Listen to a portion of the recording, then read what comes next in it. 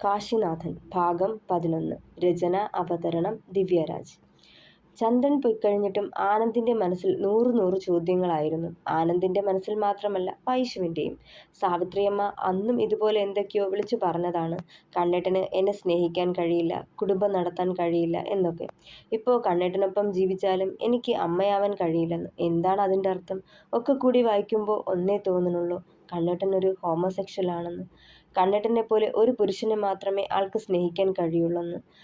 അതാണോ എന്നെ സ്നേഹിക്കാനോ കുടുംബം നടത്താനോ കഴിയില്ലെന്ന് അവർ പറഞ്ഞത്? ആണെങ്കിൽ താനാ ജീവിതത്തിൽ അധികപ്പെറ്റാണ്. കടിച്ചു തൂങ്ങിയിട്ട് കാര്യമില്ല, മാറിക്കൊടുത്തേ മതിയാവൂ. ഇരു കൈയും തലയ്ക്ക് കൊടുത്ത് മുഖം കുനിച്ചിരുന്നവൾ. ഒഴിഞ്ഞൊരു ക്ലാസ് റൂമിലെ മൂലയ്ക്ക് കസേരയിൽ കെട്ടിയിട്ട നിലയിലായിരുന്നു കാശിനാഥൻ. കൈകൾ പിന്നിൽ ബന്ധിക്കപ്പെട്ടിരിക്കുന്നു. വായ തുണി കൊണ്ട് മൂടിക്കെട്ടിയതിനാൽ ശബ്ദം പുറത്തേക്ക് വരുന്നില്ല. മുന്നിൽ നിൽക്കുന്ന 2 പേർ വന്യമായ ഭാവത്തിൽ അവൻ്റെ അരികിലേക്ക് നടന്നെടുത്തുകൊണ്ടിരുന്നു. അവരുടെ ഓരോ ചുവടും അവനെ ഭയപ്പെടുത്തി. അവൻ സർവ്വശക്തിയും ഉപയോഗിച്ച് കുതറാൻ ശ്രമിച്ചു. പക്ഷേ കഴിഞ്ഞില്ല. ശരീരം വല്ലാതെ കുഴയുന്നുണ്ടായിരുന്നു. കയ്യിലൊരു സിറിഞ്ചും പിടിച്ച് അവരിലൊരാൾ അവന് നേരെ ചെന്നു, വല്ലാത്ത ഭാവത്തിൽ. "നോ!" ഞെട്ടലോടെ കണ്ണുകൾ വലിച്ചു തുറന്നു കാശിനാഥൻ. സ്വപ്നമാണ്, സത്യമല്ല. നെഞ്ചിൽ കൈവച്ച് കിതപ്പാറ്റുമ്പോഴാണ് കൈത്തണ്ടയിലെ മുറിവ് നൊമ്പരമറിയിച്ചത്. തലേന്ന് രാത്രി താൻ മരിക്കാനായി ചെയ്തത് മനസ്സിലേക്ക് വന്നു. മരിച്ചിട്ടില്ല, നിരാശയോടെ ഓർത്തു. അല്ലെങ്കിലും തനിക്ക് ഈ നശിച്ച ജീവിതത്തിൽ നിന്ന് ഒരു മുക്തി ഉണ്ടാവുമെന്ന് തോന്നുന്നില്ല, അവനോർത്തു. "ഹാ, ഉണർന്നോ?" ഒരു നേഴ്സ് അവനരികിലേക്ക് വന്നു. വേഗം ICUവിലെ ഫോൺ ഡയൽ ചെയ്യുന്നതും തനിക്ക് ബോധം വീണ കാര്യം ഡോക്ടറോട് പറയുന്നതും കാശി കണ്ടുകൊണ്ട് കിടന്നു. കാശിനാഥന് ഓർമ്മ വീണു. "ആരെങ്കിലും ഒരാൾ വന്ന് കണ്ടോളൂ." ആ നേഴ്സിന്റെ വാക്കുകൾ കേട്ട് എല്ലാവരും വൈശുവിനെ നോക്കി.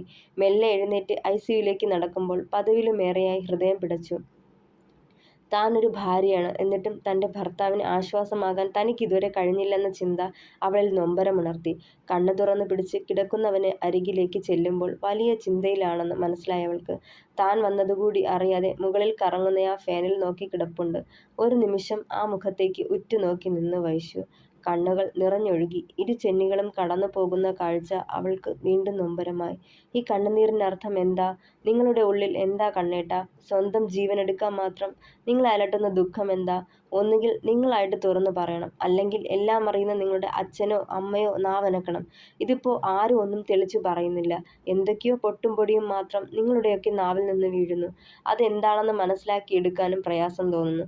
വെറും ഊഹങ്ങൾ വച്ച് എന്തെങ്കിലും തീരുമാനിക്കാനും കഴിയില്ല. ആരോടൊക്കെയോ വാശി തീർക്കാനെന്ന പോലെ നിങ്ങൾ ജീവിക്കുന്നു. സദാ നിങ്ങളെ പഴിച്ചുകൊണ്ട് നിങ്ങളുടെ അമ്മയും. അവിടെ നിങ്ങളെ സംരക്ഷിക്കണമെന്നുണ്ടെങ്കിലും അതിന് കഴിയാതെ നിങ്ങളുടെ അച്ഛനും. എൻ്റെ അതേ അവസ്ഥയിൽ തന്നെയാണ് ആനന്ദേട്ടനും. നിങ്ങളെ സഹായിക്കാൻ ആഗ്രഹമുണ്ടെങ്കിലും യാഥാർത്ഥ്യം മനസ്സിലാവാതെ നട്ടം തിരിയുന്നു. ദീർഘമായൊന്ന് നിശ്വസിച്ചവൾ മെല്ലെ അവൻ്റെ ബെഡിനോട് ചേർന്ന കസേരയിൽ അവളിരുന്നു. അവൻ്റെ കൈക്ക് പുറത്ത് കൈകൾ അമർത്തി. അവളുടെ കരത്തിൻ്റെ തണുപ്പറിഞ്ഞതും മെല്ലെ തലചെരിച്ചു നോക്കി കാശി. കരഞ്ഞു തളർന്ന് തൻ്റെ മുന്നിലിരിക്കുന്ന പെണ്ണിനെ ഒരു നോക്ക് കണ്ടതും ഹൃദയം നുറുങ്ങി. താനിവിടെ വന്നിട്ട് എത്ര നേരമോ അല്ലെങ്കിൽ ദിവസങ്ങളോ ആയെന്ന് അറിയില്ല. പക്ഷേ അവളുടെ മുഖത്തെ ക്ഷീണം കാണുമ്പോൾ നാളുകളായ പോലെ തോന്നുന്നു. "കണ്ണേട്ടാ!" നേർത്ത നാദത്തോടെ വിളിച്ചതും അവളിൽ തന്നെ നോട്ടമുറപ്പിച്ചവൻ. എന്തിനാ ഇത് ചെയ്തേ? എന്നെ വിവാഹം കഴിച്ചോണ്ടാണോ?" സാവിത്രിയമ്മ അങ്ങനാ പറയണത്. "എന്നെ വിവാഹം കഴിച്ചിട്ടാ കണ്ണേട്ടന് ഒരുപാട് വേദനപ്പെടേണ്ടി വരണതെന്ന്. ഞാൻ കാരണം കണ്ണേട്ടന് ഒരുപാട് ടെൻഷനാന്ന്." "ആണോ കണ്ണേട്ടാ?" നെഞ്ച് നീറിപ്പുകഞ്ഞുകൊണ്ടുള്ള ആ ചോദ്യം അവൻ്റെ നോവും ഇരട്ടിച്ചു. "ആ തള്ളയാ എല്ലാത്തിനും കാരണം, തൻ്റെ ഇന്നത്തെ ദുർവിധിക്ക്. എൻ്റെ നാശം കണ്ടേ അടങ്ങുന്ന വാശിയിലാണവർ." രോഷമടക്കി പിടിച്ചവൻ മുഖം തിരിച്ചു കളഞ്ഞു കാശിനാഥൻ മറുപടിയൊന്നും പറയാതെ. എന്നെ ഇഷ്ടമല്ലായിരുന്നെങ്കിൽ പറഞ്ഞാൽ മതിയായിരുന്നു കണ്ണേട്ടാ. ഞാൻ തന്നെ ഒഴിഞ്ഞു മാറി തരുമായിരുന്നു. അതിനിങ്ങനെ ജീവനെടുക്കാന്നൊക്കെ."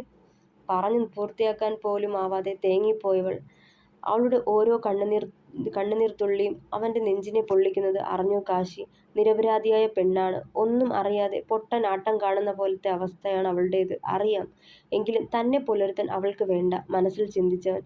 "കണ്ണേട്ടാ, എന്തെങ്കിലും പറയാവോ? ഈ അവഗണന ഒട്ടും സഹിക്കാനാവണില്ല. ഇതിനു മാത്രം എന്ത് തെറ്റാ ഞാൻ ചെയ്തത്? അറിഞ്ഞുകൊണ്ട് ഒന്നും ചെയ്തിട്ടില്ല. അറിയാതെ എൻ്റെ ഭാഗത്തു നിന്ന് എന്തെങ്കിലും ഉണ്ടായിട്ടുണ്ടെങ്കിൽ മാപ്പ് തന്നൂടെ?" ഇരുകൈയും തൊഴുതുകൊണ്ടുള്ള അവളുടെ യാചന കണ്ടത് ഹൃദയം രണ്ടായി പിളർന്നു മാറി കാശിയുടെ. ഒരു തെറ്റും ചെയ്യാതെ സ്വയം നീറിപ്പുകയുന്ന പെണ്ണിൻ്റെ നോവ് അവനെയും ദുഃഖത്തിലാഴ്ത്തി. കണ്ണേട്ട, എന്തെങ്കിലും പറയ്. ഞാൻ ഞാൻ വേദനിപ്പിച്ചോ? നേർത്ത നാദത്തിനൊപ്പം കണ്ണുകളിൽ നിന്നും അടർന്നു വീണ കണ്ണുനീർ തുള്ളികൾ അവൻ്റെ കൈകളിൽ പതിച്ചു. നാശം, ഇവിടെയും സമാധാനം തരത്തില്ല. ഇറങ്ങിപ്പൊയ്ക്കൂടെ തനിക്ക്? ജീവിതം മടുത്തിട്ടാ ചാവാൻ ഇറങ്ങി പുറപ്പെട്ടത്. അതിനും സമ്മതിക്കില്ല. എന്നിട്ട് ഇപ്പോൾ വീണ്ടും വന്നിരിക്കും മനസമാധാനം കളയാനായിട്ട്. നെഞ്ചി പിടയുമ്പോഴും കപട ദേഷ്യം നടിച്ച് പറഞ്ഞൊപ്പിച്ചവൻ അവളെ തൻ്റെ ജീവിതത്തിൽ നിന്നും അകറ്റാനായി. ഞാൻ കാരണം കണ്ണേട്ടൻ്റെ സമാധാനം പോവണ്ട. ഞാൻ പോവാ. നിങ്ങളെ അലട്ടുന്ന എന്ത് ദുഃഖമായാലും എന്നോട് പറഞ്ഞൂടെ? എന്നെക്കൊണ്ട് പരിഹരിക്കാനാവുന്നതാണെങ്കിൽ പരിഹരിക്കാം. അഥവാ അല്ലെങ്കിൽ കൂടെ നിന്നോളാം. നിങ്ങൾക്ക് താങ്ങായി. പറഞ്ഞൂടെ? കെഞ്ചിയവൾ. മനഃപൂർവ്വം അവളെ അവഗണിച്ചവൻ. ഒന്നിറങ്ങിപ്പോകുന്നുണ്ടോ? ശല്യം ചെയ്യാതെ. എനിക്ക് സ്വസ്ഥമായി കിടക്കണം. ഒച്ചയെടുത്തവൻ. ഒന്നും മിണ്ടിയില്ല വൈശു. എഴുന്നേറ്റ് വാതിലിനടുത്തേക്ക് നടന്നു. നിർവികാരതയോടെ അവളെ നോക്കിക്കിടന്നു കാശി. ഓരോ വാക്കും അവളെ നോവിക്കുന്നുണ്ടെന്ന് അറിയാം. പക്ഷേ വേണ്ട.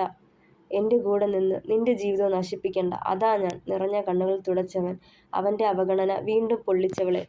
നെഞ്ചി പിടയുന്ന നോവോടെ പുറത്തേക്ക് ഇറങ്ങിപ്പോയവൾ അകത്തെ വിശേഷം അറിയാനായി കാത്തുനിന്നവരെ പോലും അവഗണിച്ച് പുറത്തേക്ക് പാഞ്ഞു. വൈശു, എന്താ പറ്റിയേ? ആനന്ദ് പിന്നാലെ ചെന്നു. എനിക്കൊന്ന് ഒറ്റയ്ക്കിരിക്കണം ആനന്ദേട്ട. ദയവ് ചെയ്ത് വിട്ടേക്കെന്നെ. ഒഴുകിയിറങ്ങിയ കണ്ണുനീരിനെ തുടച്ചു നീക്കിയവൾ മുന്നോട്ട് നടന്നു. ആശുപത്രി വളപ്പിലെ ഗുൽമോഹർ വൃക്ഷച്ചുവട്ടിൽ ഏറെ നേരം ഇരിപ്പുറപ്പിച്ചവൾ നെഞ്ചിലെ ആളുന്ന അഗ്നി തെല്ലൊന്നകന്നു. ഇനിയും കണ്ണേട്ടൻ്റെ ജീവിതത്തിൽ തുടരുന്നതിൽ അർത്ഥമുണ്ടെന്ന് തോന്നുന്നില്ല.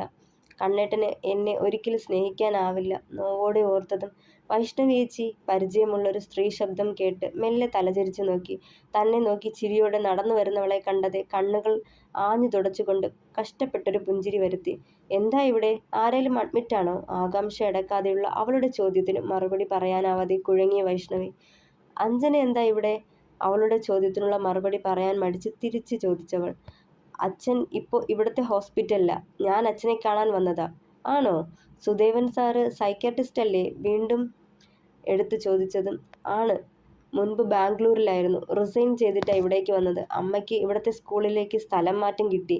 ഇത്രയും നാൾ ജോലിയുടെ പേരും പറഞ്ഞ് രണ്ടാളും രണ്ട് ദിശയിലായിരുന്നില്ലേ? ഇനിയും അത് തുടർന്നു പോവണ്ടാന്ന് തീരുമാനിച്ചു. വയസ്സുകാലത്ത് പരസ്പരം താങ്ങും തണലുമാകണ്ടേ? അത് കേട്ട് വൈഷ്ണവി ചെറുതായൊന്ന് പുഞ്ചിരിച്ചു. ഇവിടുത്തെ സ്കൂളിലെന്ന് പറയുമ്പോൾ വൈഷു നെറ്റിച്ചുളിച്ചു. ഇവിടുത്തെ പേരശ്ശേരി സ്കൂളിൽ. ആണോ? ഞാനും ആ സ്കൂളിൽ തന്നെയാ വർക്ക് ചെയ്യണത്. തിങ്കളാഴ്ച മുതൽ അവിടെ പുതിയ മാത്സ് ടീച്ചർ വരികയാണെന്ന് രാമചന്ദ്രൻ സാർ പറഞ്ഞിരുന്നു. പക്ഷേ ഉമ ടീച്ചറാണെന്ന് അറിഞ്ഞിരുന്നില്ല. ഞാനിപ്പോൾ ലീവിലാ. അടുത്തയാഴ്ച ജോയിൻ ചെയ്യാനിരിക്കുവാ. എന്തായാലും നന്നായി. മുൻപ് ടീച്ചർ എന്നെ പഠിപ്പിച്ചിട്ടുള്ളതാ. ഇന്ന് ടീച്ചറിനൊപ്പം ജോലി ചെയ്യണതും ഭാഗ്യമാണല്ലോ. അതിന് അഞ്ജന ഒന്ന് പുഞ്ചിരിച്ചു. അല്ല, ചേച്ചിയുടെ മാരേജൊക്കെ കഴിഞ്ഞുവെന്നറിഞ്ഞു. മെല്ലെ ഒന്ന് പുഞ്ചിരിച്ചു വൈഷ്ണവി. ചേട്ടൻ ഡോക്ടറാണല്ലേ? ആര് പറഞ്ഞു? കരക്കാര് മൊത്തവും പറയണുണ്ടല്ലോ. ഇതിപ്പോ അപ്പച്ചിയാ പറഞ്ഞത്. കുറുമ്പോടെ അവളെ നോക്കി അഞ്ജന. ഒന്നും മിണ്ടിയില്ലവൾ. മുഖം വിളറി വൈഷുവിൻ്റെ. എന്നാ ഞാൻ പൊയ്ക്കോട്ടെ? ഇനിയും കാണാം. അഞ്ജന പുഞ്ചിരിച്ചുകൊണ്ട് തിരിഞ്ഞു നടക്കാൻ തുടങ്ങി. അവളെ തന്നെ നിർജീവമായി നോക്കി നിന്നെയുള്ള വൈഷ്ണവി. ഉച്ചയായപ്പോഴേക്കും കാശിനാഥനെ റൂമിലേക്ക് മാറ്റിയിരുന്നു. ആരും അവനോട് ഒന്നും ചോദിച്ച് അവനെ കൂടുതൽ വിഷമിപ്പിക്കേണ്ടാന്ന് കരുതി. ആനന്ദും പ്രിയയും തിരികെ വീട്ടിലേക്ക് പോവാനിറങ്ങിയപ്പോൾ ഭരതിനെയും വൈഷ്ണവി അവർക്കൊപ്പം പറഞ്ഞു വിട്ടിരുന്നു. ആദ്യമൊക്കെ പോവാൻ കൂട്ടാക്കിയില്ലെങ്കിലും പ്രൈവറ്റ് ഹോസ്പിറ്റലായതുകൊണ്ട് താനും ശാരദാമ്മയും മതിയല്ലോ എന്ന നിർബന്ധം പറഞ്ഞപ്പോൾ പോയതാണ്. അല്ലെങ്കിലും സമയാസമയം ഭക്ഷണം കഴിച്ച് മെഡിസിൻ എടുക്കേണ്ടത് അച്ഛന്. എന്തെങ്കിലും വീഴ്ച വരുത്തിയാൽ പിന്നെ ക്ഷീണവും തളർച്ചയുമൊക്കെ വരും. ഓർത്തുകൊണ്ട് തിരിഞ്ഞതും കാണുന്നത് തന്നെ നോക്കി കിടക്കുന്നവനെയാണ്. അവളുടെ നോട്ടം അവനിലേക്കാണെന്ന് കണ്ടതെ മുഖം തിരിച്ചു കളഞ്ഞു. ഇത്ര നേരം മയക്കത്തിലായിരുന്നു. മരുന്നിൻ്റെ സെഡേഷനിലാണെന്നാണ് ഡോക്ടർ പറഞ്ഞത്. മോളെ വൈശു, കണ്ണന് ആ കഞ്ഞി എടുത്ത് കൊടുക്ക്. മെഡിസിൻ എടുക്കേണ്ടതല്ലേ? ശാരദാമ്മ പറഞ്ഞയുടനെ തൂക്കുപാത്രത്തിലിരുന്ന കഞ്ഞി ഒരു പ്ലേറ്റിലേക്ക് പകർത്തി അവന് നേരെ നീട്ടി. കൈ നീട്ടി അത് വാങ്ങി കുടിക്കാൻ തുടങ്ങി കാശിനാഥൻ. വിശപ്പുണ്ടാവും. മുഖം കുനിഞ്ഞിരുന്ന് കഞ്ഞി കുടിക്കുന്നവനെ കണ്ട് ശാരദാമ്മ പറയുന്നുണ്ടായിരുന്നു. ടീച്ചറമ്മേ, ഞാൻ പുറത്തിരിക്കാട്ടോ. എന്തെങ്കിലും ആവശ്യമുണ്ടെങ്കിൽ വിളിച്ചാൽ മതി. വൈശു വാതിലിനടുത്തേക്ക് നടന്നു. അതെന്ത് വർത്തമാനാ കുട്ടി പറയണേ? നീയല്ലേ ഇവിടെ വേണ്ടത്? കണ്ണൻ്റെ കാര്യങ്ങളൊക്കെ നോക്കേണ്ടത് നീയല്ലേ മോളെ? ശാരദാമ്മ അവളെ നോക്കി. ഞാൻ നിൽക്കുന്നത് കണ്ണേട്ടന് ഇഷ്ടാവില്ല ടീച്ചറമ്മേ. ഞാൻ ആർക്കും ശല്യമാവണില്ല. വിതുമ്പലടക്കി പറഞ്ഞതും. എന്താ മോളെ ഇത്? എന്തിനാ നീ കരയണത്? ഇനി അതും കൂടി കാണാൻ വയ്യെനിക്ക്. കൊച്ചുമക്കൾ സന്തോഷമായിട്ട് ജീവിക്കുന്നത് കാണാനാണ് എല്ലാ അമ്മമ്മമാരും ആഗ്രഹിക്കുന്നത്. എനിക്കതിനുള്ള ഭാഗ്യം ഇല്ലെന്നാ തോന്നണത്. കണ്ണുനീരൊപ്പിക്കൊണ്ട് അവരത് പറയുമ്പോൾ വൈശു പുറത്തേക്ക് പോയിരുന്നു. കഴുപ്പ് നിർത്തിയിട്ട് പ്ലേറ്റ് എടുത്ത് ടേബിളിന് മുകളിലേക്ക് വെച്ചവൻ. വൈശുവിൻ്റെ കരഞ്ഞു കലങ്ങിയ മുഖം. എന്നും നോവാണ് തനിക്ക്. ഒക്കെ തുറന്നു പറഞ്ഞാലോ എന്ന് കരുതിപ്പോവാറുണ്ട്. അറിഞ്ഞു കഴിയുമ്പോൾ തന്നെ വിട്ട് പൊയ്ക്കളയുമോ അതോ കൂടെ നിൽക്കുമോ ഒന്നും അറിയില്ല. പക്ഷേ ഇനിയും ഇത് തുടർന്നാൽ ഒന്നും അറിയാതെ കോമാളിയാവുകയേ ഉള്ളവൾ. ഒക്കെ പറയണം, എന്താച്ചാ അവൾ തീരുമാനിക്കട്ടെ. പക്ഷേ ഒക്കെ അറിഞ്ഞു കഴിയുമ്പോൾ തന്നെ അറപ്പോടെ കാണില്ലേ അവൾ. അതെനിക്ക് സഹിക്കാനായെന്ന് വരില്ല. ഓർത്തതേ കണ്ണുകൾ നിറഞ്ഞവൻ്റെ. അമ്മ അവിടെ നിന്നേ. എന്താണെങ്കിലും പറഞ്ഞിട്ട് പോയാൽ മതി. എനിക്കറിയണം കാശിയെക്കുറിച്ച് അമ്മയും അച്ഛനും പറയാതെ മറച്ചു വച്ചിരിക്കുന്ന ആ സത്യങ്ങൾ എന്തൊക്കെയാണെന്ന്. ആത്മഹത്യ ചെയ്യാൻ മാത്രം അവൻ്റെ ജീവിതത്തിൽ എന്ത് ഡ്രാമയാ ഉണ്ടായതെന്ന് അറിയണം എനിക്ക്. ഹോസ്പിറ്റലിൽ നിന്ന് ചെന്ന പാടെ സാവിത്രിയുടെ റൂമിലേക്ക് ചെന്ന് കാശിയെക്കുറിച്ചുള്ള കാര്യങ്ങൾ ചോദിച്ചിട്ടും ഒരക്ഷരം മിണ്ടാതെ പുറത്തേക്ക് പോകാൻ തുടങ്ങിയവരെ തടഞ്ഞു ആനന്ദ്. ആനന്ദ്, നീ നിന്റെ കാര്യം നോക്കിയാൽ മതി. മറ്റൊന്നും അറിയാൻ ശ്രമിക്കണ്ട. അറിയാണ്ടിരിക്കുന്നതാ നിനക്കും നല്ലത്. പിന്നെ അവൻ എങ്ങനെ ജീവിച്ചാലും മരിച്ചാലും നിനക്കെന്താ മോനെ? അവൻ കാരണമാ ഞാനും ചന്ദ്രുവും രണ്ട് ദിശയിലായത്. അവൻ്റെ തള്ളയാ എൻ്റെ ചന്ദ്രുവിനെ എന്നിൽ നിന്ന് അകറ്റിയത്. കാശിയുടെ തള്ളയെന്ന് പറയുന്ന ആ സ്ത്രീ എവിടെയോ മറ്റൊരുത്തനൊപ്പം സന്തോഷത്തോടെ കഴിയണുണ്ടാവും. നഷ്ടപ്പെട്ടത് എനിക്ക് മാത്രം. നല്ല പ്രായത്തിൽ തന്നെ ഭർത്താവിൽ നിന്ന് എല്ലാ രീതിയിലും അകന്ന് കഴിയുവാ ഞാൻ. വീട്ടിലെതിർത്തിട്ടും പട്ടിണി കിടന്നു ആത്മഹത്യാ ഭീഷണി മുഴക്കിയും ഞാൻ നേടിയെടുത്ത എൻ്റെ പ്രണയമായിരുന്നു ചന്ദ്രു. ആ ചന്ദ്രനെയാ അവൾ കയ്യും മെയ്യും കാട്ടി വശത്താക്കിയത്. ആ കാശിയെ കാണുമ്പോഴെല്ലാം അവളെ ഓർമ്മ വരും എനിക്ക്. അവളോടുള്ള അടങ്ങാത്ത പകയാ മനസ്സിൽ സമാധാനം കെടുത്തുന്നെൻ്റെ.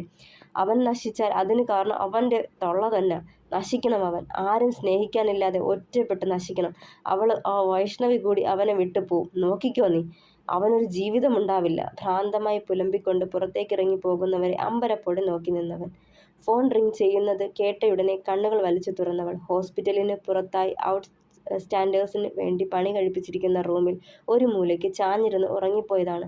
കണ്ണേട്ടന് തന്നെ വേണ്ടെന്ന് തോന്നിയ നിമിഷം മുതൽ മുന്നിലേക്ക് പോവാൻ മനസ്സനുവദിക്കുന്നില്ല.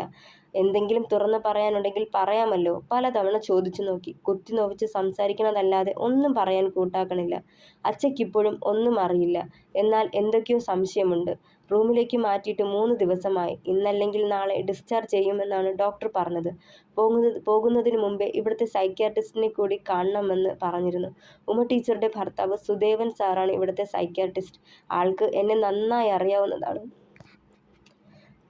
2 വർഷങ്ങൾക്ക് മുന്നേ കണ്ടതാണ്. ഇനിയിപ്പോൾ ഇവിടെ വെച്ച് കാണുമ്പോൾ അതും കണ്ണേട്ടൻ്റെ കാര്യത്തിനായി എന്തോ അഭിമുഖീകരിക്കാൻ ബുദ്ധിമുട്ട് തോന്നുന്നുണ്ട് അവൾ ഓർത്തു. ഫോൺ നോക്കുമ്പോൾ ശാരദാമ്മയുടെ മിസ്ഡ് കോൾ കണ്ടു. തിരിച്ചു വിളിക്കാൻ തുടങ്ങി. 2ാമത്തെ റിങ്ങിൽ കോൾ അറ്റൻഡ് ചെയ്തു. ഹലോ മോളെ, നീ എവിടാ? എന്താ ടീച്ചറമ്മ? ഡോക്ടർ വന്നിരുന്നു. നാളെ ഡിസ്ചാർജ് ഉണ്ടെന്നാ പറഞ്ഞത്. കണ്ണനെയും കൂട്ടി സൈക്യാട്രിസ്റ്റിനെ ചെന്ന് കാണാൻ പറഞ്ഞു. അതിനുവേണ്ടി ചീട്ടും തന്നു. 4 മണിക്കത്രേ അപ്പോയിൻമെൻറ്റ്. ഇപ്പോൾ തന്നെ 3:30 കഴിഞ്ഞില്ലേ? കുട്ടി വേഗം വന്നോളൂ.